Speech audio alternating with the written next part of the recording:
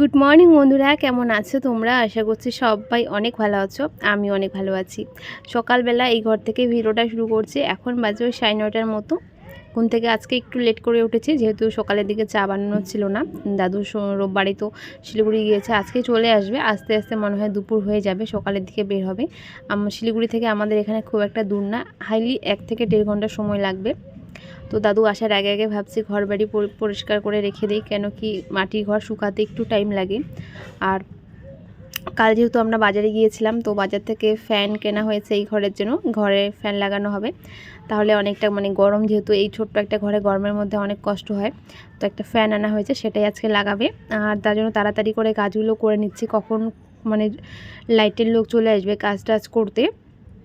তো যার জন্য সমস্ত কাজ আগে আগে আজকে করে নিচ্ছি। অনেকটা লেট করে ঘুম থেকে ওঠা হয়েছে। যদি দাদু থাকতো তাহলে হয়তো তাড়াতাড়ি চাটা বানাতে হতো, অনেক কাজ করতে হতো। যেহেতু দাদু ছিল না, একটু বেশি করে ঘুমিয়ে নিয়েছি। ঘুম থেকে উঠে ভাত খেয়ে বাসি কাজকর্ম করে ঘর গুছানো, পরিষ্কার করা, মোছা এসব কাজে লেগে পড়েছি। এগুলো তো রোজকার কাজ, সেগুলো সেরকম আর কিছুই নেই। ওই ঘর মুছেছি, গ্যাস মুছেছি, পুরো রান্নাঘরের কাজ করে শোয়ার ঘরটা মুছে নিচ্ছি। আর একটা যে মাথার মধ্যে কাজ করছে, এই বুঝি চলে আসলো। প্রচণ্ড তাড়াহুড়ো করে সমস্ত কাজ করছি। আর তাড়াহুড়ো করে কাজ করলে না, কাজগুলো অনেকটা তাড়াতাড়ি হয়ে যায় ঠিকই, কিন্তু কখনো কখনো আবার তাড়াহুড়ো করে করতে গিয়ে কাজটা বেড়ে যায়।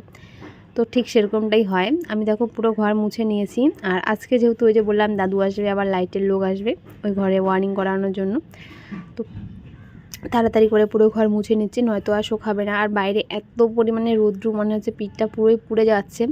অনেকটা রৌদ্র ছিল। আর এখন যেহেতু উঠোনের মধ্যে প্লাস্টিক থাকে, উঠোন ঝাড় দেওয়া মোছাটার থেকে একটু হয়তো বাঁচা গেছে। বৃষ্টিটা কমলেই, বৃষ্টির দিন যখন চলে যাবে, তখন কিন্তু আবার উঠান ঝাড় দেওয়া মোছা এসব থেকেই যাবে। এই যে বোতলগুলো দেখছো না, এই বোতলগুলো একদিনের নয়, এগুলো রোজ খেতে খেতে এই ঝুড়ির মধ্যে গামলাটার মধ্যে জমা করানো হয়। আর এই বোতলগুলো যখন একদমই ফুরিয়ে যায় জল, তখন এইভাবে ব্যাগের মধ্যে করে আমি কলের থেকে ভরে নিয়ে আসি। কলের থেকে বোতল ভরতে অনেক সময় লাগে, তবু বোতলে জল থাকলে খেতে সুবিধা হয়। আর একটা থাকে কলস, সেটা এই 2 ব্যাগ বোতল আর একটা কলসে জল নিয়ে আসবো এখন। এই জল আমাদের 5 থেকে 6 দিন চলে যাবে। দুপুরবেলা দাদু এসেছে আর মাও এসেছিলো। তো মা দাদু একসঙ্গেই বাজার থেকে এসেছে। দাদু আমার জন্য পেয়ারা নিয়ে এসেছে, আমি যেহেতু পেয়ারা খেতে ভালোবাসি। আর মা শসা, ডালিম, আপেল। দাদুও আপেল নিয়ে এসেছে, বেশি বেশি করে হয়ে গিয়েছে, কারণ দাদু নিয়ে এসেছে আর মাও নিয়ে এসেছে। তো সেই ফলগুলো আমি ধুয়ে রেখে দিয়েছি। আর কিছু মাছ শাক নিয়ে এসেছে, লাল শাক, সেটাই কেটে কুটে যে ধুয়ে নিচ্ছি। আর লাল শাকটা রান্না করবো। লাল শাকটা আমার রান্না করে খেতে না খুবই ভালো লাগে। আর কিছুদিন আগে যে আমাদের পুঁই শাক আর লাউয়ের ডোকা খাওয়া হয়েছিল না, সেই ডাঁটাগুলো মা রেখে দেয়। আসলে আমাদের এখানে সমস্ত কিছু কিনে খেতে হয়, কিছুই মা ফেলে না, চোকলা থেকে সমস্ত কিছুই খেয়ে নেয়। আর এই যে ডাঁটাগুলো, এই ডাঁটাগুলো না সর্ষে বাটা দিয়ে আলু দিয়ে করলে এত টেস্টি লাগে, কি বলবো। সেটাই মাকে বলছিলাম যে একটুখানি আলু আর ডাঁটা দিয়ে সর্ষে বাটা দিয়ে রান্না করতে। তো ডাঁটাটাকে যেহেতু সিদ্ধ করতে হবে ভালো করে, তো সেটাকে আমি জল দিয়ে কষিয়ে কষিয়ে রান্না করছি। আর এদিকে না আমি শাকটাও বসিয়ে দেবো। মাকে বলেছিলাম শাকটা রান্না করতে, কিন্তু এই মুহূর্তে এখন যে আমি রান্না করছি, এখন কিন্তু বাড়িতে লোক এসেছে কাজের, লাইটের লোক, সেটাই করছি। আর মা সেখানেই আছে। আর এদিকে আমি রান্নাটাও বসিয়ে দিয়েছি। আজকে কাজ করতে করতে অনেকটা লেট হয়েছে, আর খাওয়া এখনও হয়নি। আজকে এমনিতেই তো 4টা-5টার দিকে খাওয়া হয়, আজকে 6টা থেকে 6:30 বেজে যাবে।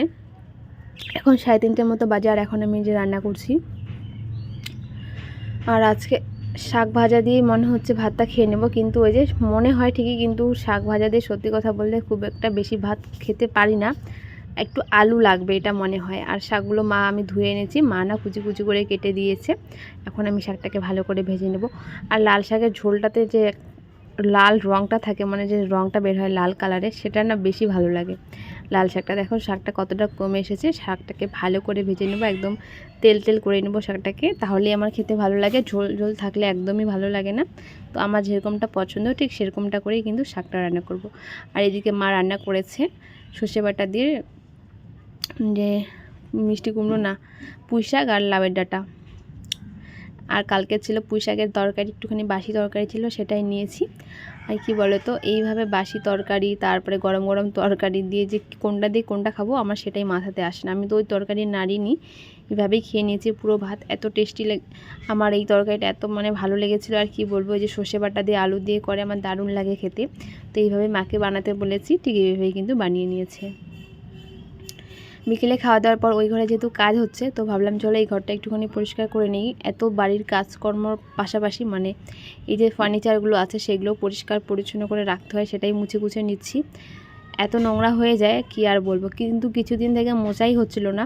আর দাদুও ঘরের মধ্যে থাকতো, তো দাদু মাঝে মাঝে কিন্তু মুছে তারপরে দেখে। দাদুও এইসব কাজ করতে খুবই ভালোবাসে, আর মুছতে মুছতে না হাতটা পুরো লেগে যায়।